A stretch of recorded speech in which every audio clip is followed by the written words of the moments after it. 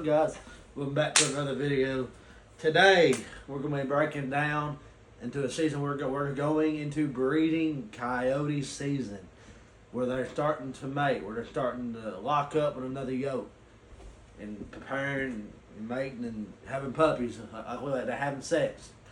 Today I'm going to break down some call sequences that I will be using, that I have been using, that have worked very well over the years, and after now that I've upgraded to the Lucky Duck Revolt.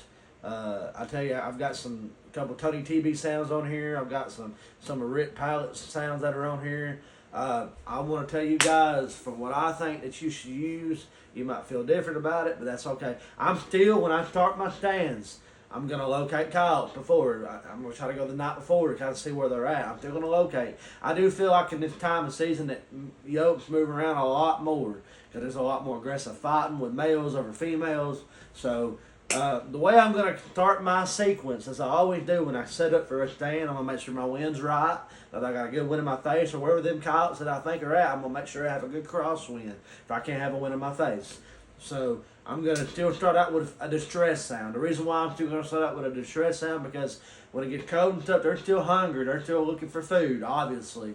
Definitely at night when they get to roaming. So I'm still going to start out with some cottontail distresses, like TNT, like cotton ball, like shelter belt. I'm still going to use those cottontail sounds that I've been running, or I'm going to go to some jackrabbit distresses. I've got rip kicking, as 1 or number 4 or jackrabbit distress. I'm still going to use prey distress sounds to start my stand, and if I have nothing come in, which a lot of those you're probably going to call a bobcat in, the ones that I use, but if those don't work, this is where I'm going to start going into my mating sounds that I have. And you guys might have different ones. I have these from Lucky Duck. Fox Pro's got like female howl invitationals, or male, all that, or all kind of different howls. But I'm going to use some things that pisser invitation sound, or a piss serenade sound, or I'm going to use meat grinder, or I'm going to use a female howl. I'm going to run a lot of different things, and then if I can get something to respond,